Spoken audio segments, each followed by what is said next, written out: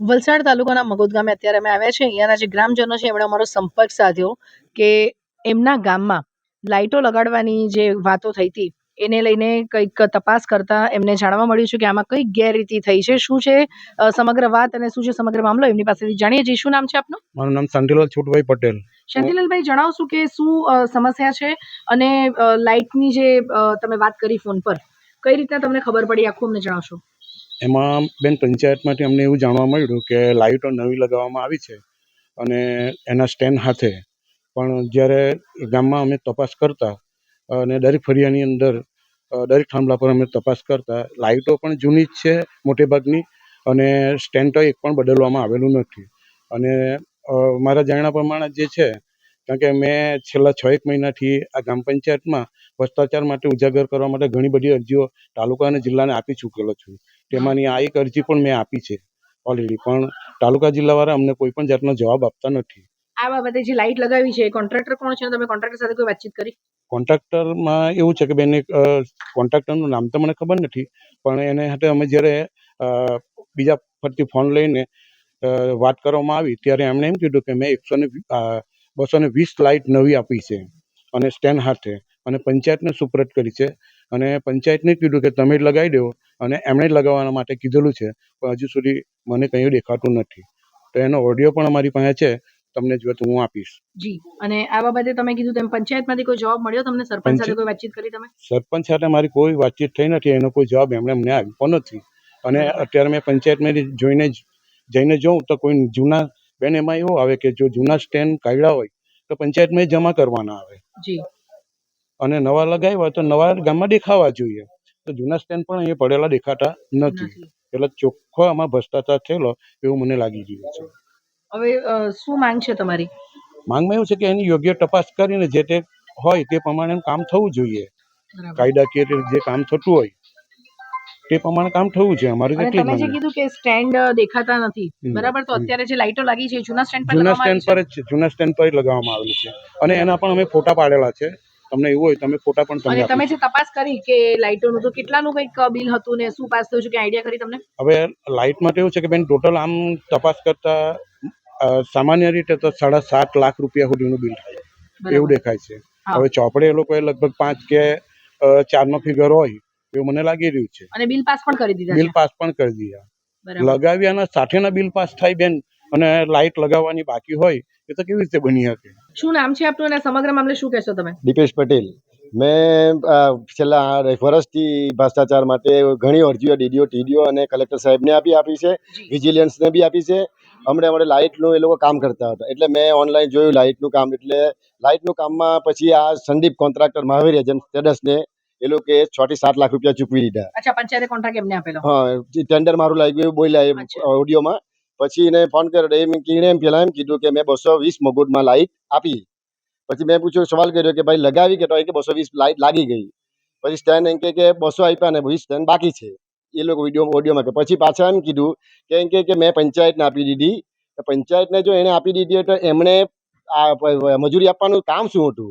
જો એને જેમ્પરથી ખરીદી હોય તો એ માણસને મજૂરી આપવાની કોઈ વાત જ નથી ને.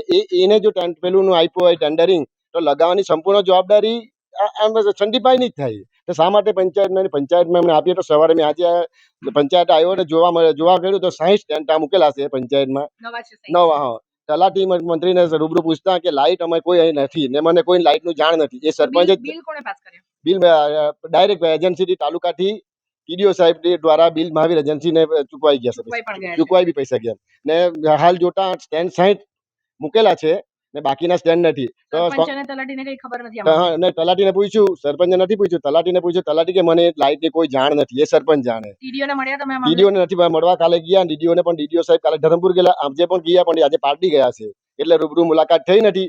ટીડીઓને વારંવાર ફરિયાદ આગાડકવી કરી, એ નોટમાં લખે છે કે આજે હું રૂબરૂ આવું, પણ હજી સુધી ટીડીઓ સાહેબ આવ્યા તપાસ માટે નથી. કેટલો ટાઈમ થયો ટીડીઓને રજૂઆત કરીને? આજે 7-8 મહિના, એક બી મેથડમાં એ લોકો જોવા નથી આવ્યા. હમણાં અગાઉ બાથરૂમ માટે આપ્યું, એટલે પ્રાથમિક શાળા છે એમાં 5 લાખનું બાથરૂમ બનાવ્યા, એમાં દરવાજા પણ ન હટ્યા. તો 5 લાખના બાથરૂમના અહીંયા છે, નાના નાના છોકરાઓ સાથે બી ખિલવાડ કરે છે આ કોન્ટ્રાક્ટર લોકો. દીપેશભાઈ, સમગ્ર મામલે શું કહેશો તમે? કારણ કે અહીંયા જે વાતો તમે કરી છે, સરપંચને પણ અમે મળશું, પૂછીશું.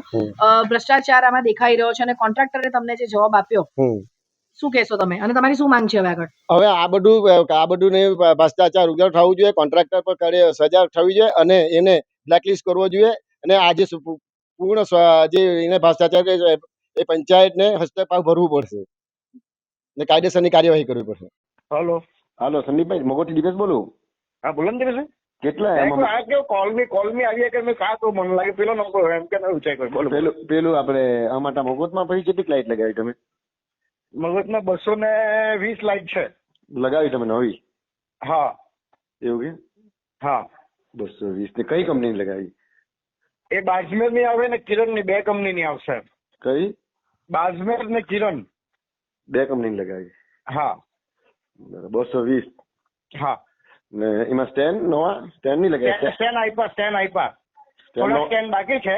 હા. એ લગભગ આ 2-3 દિવસમાં પહોંચી જશે. 220 લાગી ગઈ? 220 મેં આપેલી, લાગી કેટલી તે નહીં ખબર. એ તારે પંચાયતમાં લગાવી લગભગ. હે? પંચાયત થી લગાવી. એટલે તમે ખાલી આપી દીધી? મેં આપી દીધી, લાઈટના પૈસા લગાવવાના બી મેં આપ્યા. લગાવવાના પૈસા આપી દીધા ને? હા. એટલે તમે હા. એમાં સ્ટેન્ડ તો નવું કોઈ દેખાય જ નહીં અંદર 220 લાઈટમાં. સ્ટેન્ડ છે ને તો તે પંચાયત પર હશે, સ્ટેન્ડમાં લગાવી દીધું કહેવાય નહીં. અમે પંચાયત પર ઉતારનો સ્ટેન્ડ. પંચાયત પર સ્ટેન્ડ ઉતારલા પણ એમની પણ તે ત્યાં જૂના પર લગાવી તો પછી બિલ કેવી રીતના ચૂકવાઈ ગયું? હે? બિલ ચૂકવાઈ ગયું કેવી રીતના ગયું?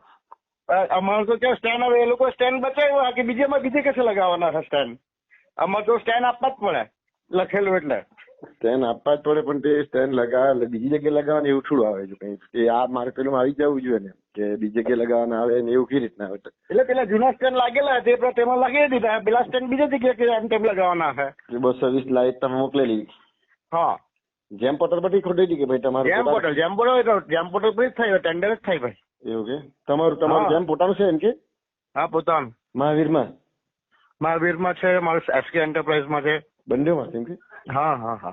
તેના વગર થાય જ નહીં. તો આખા તમારા છેલ્લા 3 વર્ષના પરફોર્મન્સ હોવા જોઈએ, તમારું બધું લાઇટના કામ કરેલા હોવા જોઈએ તો જ થાય ભાઈ. એવું કે? હા. પણ મારે ઓનલાઈનમાં જેમમાં તો કઈ મહાવીર એજન્સી ને એસકે બતાવે જ નહીં. એમાં તો કેવી રીતના બતાવે? એટલે જેમ પોર્ટલ પર તો મહાવીર એજન્સી ને બતાવે જ નહીં. તો એમને થોડી ઓર્ડર પડે. એટલે કઈ રીતે અરજી આપી છે કાલે અમે? હા. 200 સ્ટેન્ડ ને તમે કીધું ને 200 લાઈટ આપી. 200 લાઈટ તો મગજમાં લાગેલી, 200 લાઈટ લાગેલી તો ભાઈ તો જૂની બી આપશે ને? જૂની બી આવે ને?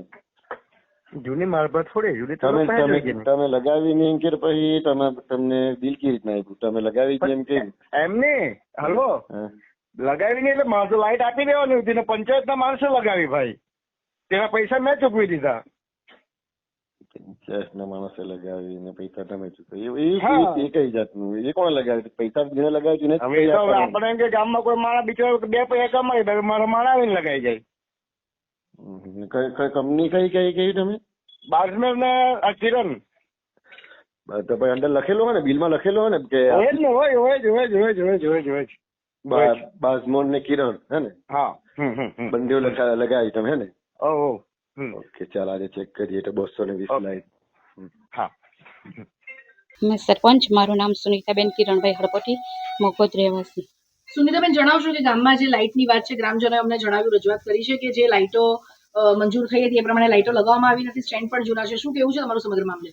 લાઇટ આવી ગયેલી છે અમારે લગાવવાની, એટલે કે થોડીક લગાઈ ગયેલી છે અને બીજી બાકી છે તે અમારી પાસે છે. લાઇટ લગાવ્યા વગર બિલ કેવી રીતના પાસ થયું? કોન્ટ્રાક્ટરને બિલ પાસ થઈ ગયા છે? એ અમુક લાઇટ લગાવવાની બાકી છે હજુ. પણ પૂરેપૂરી લાઇટ લાગી નથી ત્યાં સુધી બિલ કઈ રીતે પાસ થયા? કોણે પાસ કર્યા બિલ? સાહેબ લોકોએ કરી હશે. કયા સાહેબ લોકોએ? બેટા બિલ પાસ કેવી રીતે થયા અમારે એ જાણવું છે. સાહેબ લોકો પાસે કરી અને તમે કયા સાહેબે બિલ પાસ કર્યા બેન? ખાલી હા નામ સાહેબનું મને ખબર નથી નામ. તમને ખબર નથી? તો આ હતા ગામના સરપંચ સુનીતાબેન. એમણે વાત કરી કે સાહેબે બિલ પાસ કર્યા છે. સાહેબ કોણ છે એ નામ એમને ખબર નથી ને તલાટી સાહેબને અહીંયાથી પૂછ્યું. તલાટી અહીંયા બેઠા છે અંદર, એમને પૂછ્યું તો એમણે કીધું કે મારી પાસે આનો કોઈ જવાબ નથી, તમે અમને લખીને આપો. પણ એમની પાસે બી કોઈ જવાબ નહીં. તલાટી તરીકે શું કરી રહ્યા છે આપણને પણ ખબર નથી. એમણે કીધું કે જિલ્લામાંથી બિલ પાસ થયા. જિલ્લામાંથી કોણે બિલ પાસ કર્યા અને કયા સાહેબ છે એ અહીંયાથી તપાસનો વિષય છે. અને ટીડીઓ વારંવાર જ્યારે ગામના લોકો જાય છે, ટીડીઓ એવું લખીને આપે છે કે રૂબરૂ મુલાકાત લઈશ, રૂબરૂ મુલાકાત લઈશ. શા માટે હજી સુધી ટીડીઓ અહીંયા મુલાકાત નથી લીધી?